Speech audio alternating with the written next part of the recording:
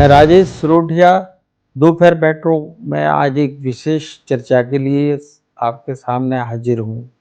आज हमारे साथ मेहमान के रूप में भारतीय प्रशासनिक सेवा के बहुत ही होनहार और बहुत ही रचनात्मक कार्यों के प्रति एक सक्रिय और सजग रहने वाले श्री राजीव शर्मा हैं। जो कि राजीव शर्मा यूँ तो राज्य प्रशासनिक सेवा से मध्य प्रदेश की सेवा में आए हैं, लेकिन 1988 में ये टॉपर थे और इनका जो रिकॉर्ड है वो आज तक नहीं टूटा है।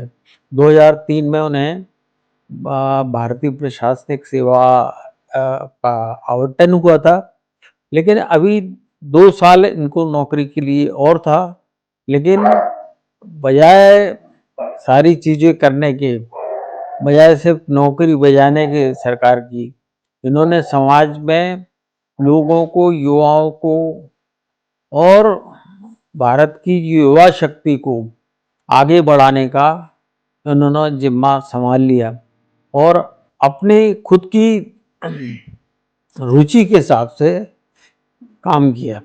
शेरडोल में कमिश्नर के रूप में रहते हुए, ऐसा नहीं कि कोई लूप लाइन में रहते हुए उन्होंने नौकरी छोड़ी हो, शेरडोल में कमिश्नर रहते हुए इन्होंने नौकरी छोड़ी, लेकिन शहडोल के नागरिकों, युवाओं के साथ में इनका नाता आज भी जुड़ा हुआ है। फुटबॉल के खिलाड़ी के रूप में फुटबॉल के खिलाड़ियों को तैयार कर रहे हैं। इन्होंने सबसे बड़ी चीज़ अपनी जन्मभूमि जो कि भिंड चंबल, जहाँ से केवल लोग चंबल में, वहाँ पर जो है यूँ कहना चाहिए कि वो जो है कोई पढ़ाई लिखाई करने के बजाय चंबल के बीहड़ों का रास्ता तलाशते थे, वहाँ से इन्होंने अपनी नौकरी शुरू की थी। तो आज ये वहाँ की युवा शक्ति जो है उसको जागृत करने और उसको सही दिशा देने के काम में, मुहिम में लगे हुए हैं। लेकिन वहाँ पर शेड्यूल में फुटबॉल के इन्होंने खिलाड़ियों को तैयार करने का काम भी जारी कर रखा है, नौकरी छोड़ने के बावजूद। तो ना उन्होंने शेड्यूल से नाता तोड़ा है और ना अपनी जन्मभूमि भिंड से जो है, मेहगांव से अपना नाता तोड़ा। तो हम इनसे चर्चा करेंगे। भिंड के युवाओं को सर आप किस तरह से मोटिवेट कर रहे हैं और क्या आपके दिमाग में ऐसी बात आई कि आप उनको आगे बढ़ाने की सोचें? भिंड के युवा, भिंड के, मुरैना के, श्योपुर के, दतिया के, उस इलाके के जो युवा हैं वो ऊर्जा से भरपूर हैं। और मैं आपको बताऊं, शायद आपके दर्शकों और श्रोताओं को ये जानकर आश्चर्य होगा कि मध्य प्रदेश में किसी एक जिले के लोग सबसे ज्यादा संख्या में भारतीय प्रशासनिक सेवा में, भारतीय पुलिस सेवा में, राज्य पुलिस सेवा में, राज्य प्रशासनिक सेवा में या सेना में हैं, तो वो जिला है भिंड। लेकिन मैंने ये पाया कि वहाँ पर युवाओं के बीच में बहुत निराशा की भावना है, क्योंकि शासकीय नौकरियों में विज्ञापन नहीं निकलता, इंटरव्यू होता है तो रिजल्ट नहीं निकलता, और रिजल्ट आता है तो उनको पोस्टिंग ऑर्डर्स नहीं मिलते। तो पूरी युवा पीढ़ी में जो एक निराशा की भावना है, तो मुझे लगा कि इनकी जो ऊर्जा है, इसको अगर संबल की जरूरत है, चैनलाइज किया जाए। हाँ, एक मार्गदर्शन की जरूरत है, तो ये कमाल कर सकते हैं।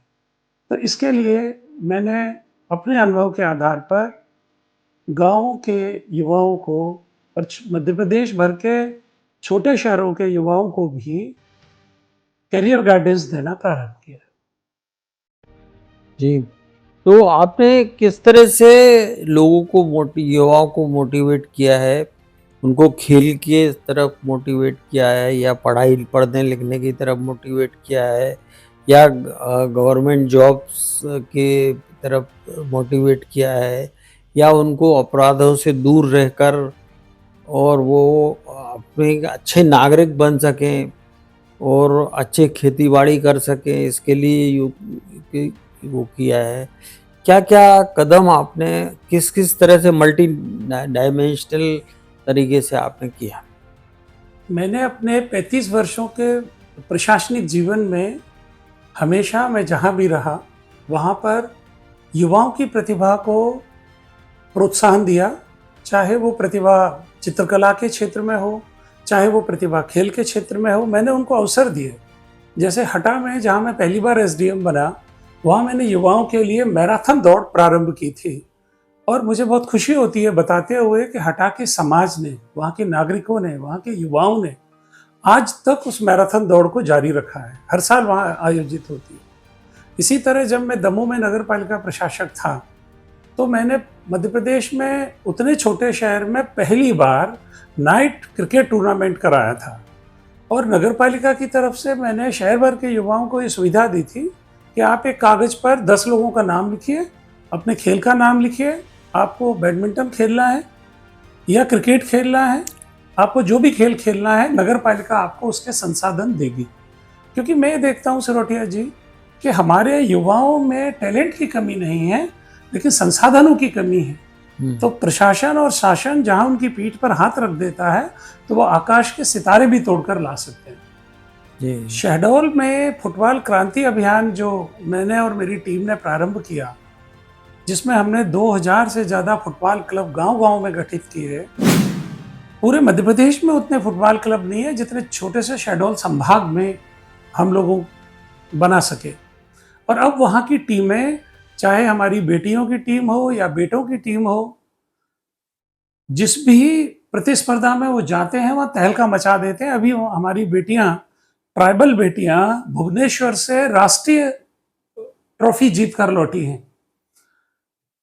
तो ये संभव इसलिए हुआ क्योंकि हमने उनको कारपोरेट के माध्यम से रिलायंस फाउंडेशन से भी जोड़ा, तो उनको अपनी प्रशासन की तरफ से भी उनको मदद की। तो ये हुआ कि उनको हमने खेलने के लिए निःशुल्क फुटबॉल दी, जूते दिए और पूरी स्पोर्ट्स किट दी उनको स्थानीय संसाधनों से। और इसके अलावा पूरे मध्य प्रदेश में शहडोल संभाग आज अकेली ऐसी जगह है जहां देश के टॉप कोच हमारे गांव के बच्चों को फुटबॉल खेलना सिखा रहे हैं। जी, ये कोच आपने कहाँ से बहुत ही अच्छा प्रश्न है। ये कोच हमने रिलायंस फाउंडेशन हमें मुहैया कराता है वहाँ। अच्छा। और रिलायंस फाउंडेशन देश के नामी कोचेज को बुला के उनसे उन्होंने हमारे स्थानीय कोचों को प्रशिक्षण कराया, फिर उनकी परीक्षा ली और उनको सी सर्टिफिकेट होता है, बी सर्टिफिकेट होता है, ई सर्टिफिकेट होता है। तो ये सारे सर्टिफिकेट देकर उन स्थानीय खिलाड़ियों का जो फ्रस्ट्रेटेड हो रहे थे, उनको देश के टॉप कोचेज ने कोचिंग दी और उनको न केवल ट्रेनिंग दी, उनको रिलायंस फाउंडेशन ने हमारे 40 युवा खिलाड़ियों को जो फ्रस्ट्रेटेड हो रहे थे कि हमें नौकरी नहीं मिल रही है, उनको रिलायंस फाउंडेशन हर महीने वेतन दे रहा है कि आप गांव के बच्चों को गांव में रहकर सिखाइए।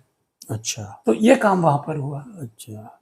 और भिंड के, चंबल के युवाओं को वो आगे बढ़ सकें, तो मैंने अपने पूज्य पितामह की स्मृति में अपने पैतृक घर को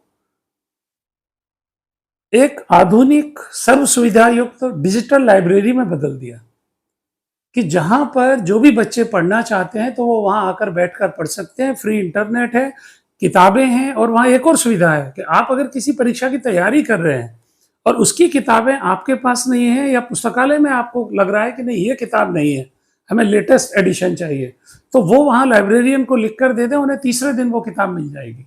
अच्छा। तो हमारी कोशिश ये है कि मध्य प्रदेश का जो युवा है, ये जो सिपाही बनने की तैयारी करता है जबकि वो थानेदार बनने की काबिलियत रखता है, वो थानेदार बनने के लिए परेशान है जबकि वो आईपीएस बनने की काबिलियत रखता है। मैं ऐसे सैकड़ों थानेदारों को जानता हूं कि जिन्हें अगर गाइडेंस मिला होता तो वो निश्चित तौर से आईपीएस बने होते या डीएसपी बने होते।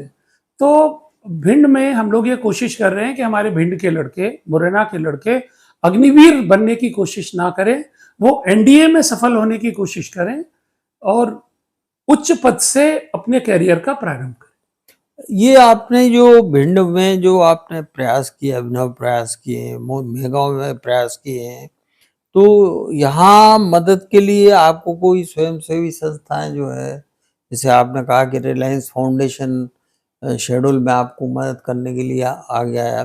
यहाँ आपको कौन कर रहा है या आप खुद अपनी भिंड में मैं जो भी काम कर रहा हूँ तो मेरा परिवार अ, उसमें सहयोग कर रहा है। अन्य किसी व्यक्ति से हम मदद नहीं लेते। अच्छा। हाँ, अगर कोई देना भी चाहे तो हम हाथ जोड़कर मना कर देते हैं। हम ये कहते हैं कि आप हमारा मॉडल देख लो मदद करने का, आप अपने इलाके में करो इस मॉडल से।